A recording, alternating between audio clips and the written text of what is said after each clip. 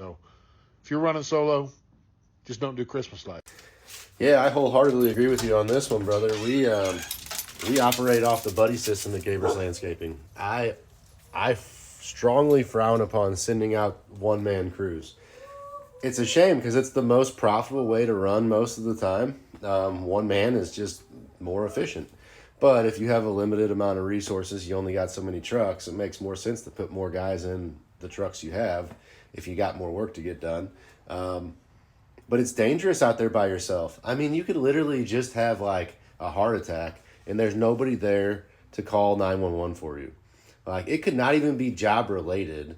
Like, just being alone in this world, period, is dangerous. Like, the buddy system is such a great system to keep people safe that if you're a business owner and you're not practicing that, I highly suggest you start doing that. If not, even just for yourself, for your own protection, have a buddy there to help you.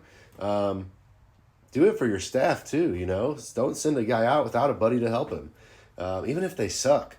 Sometimes I send a guy out who I know sucks. I don't fire him because I need a buddy to go with the other guy who is good so that we can keep getting stuff done.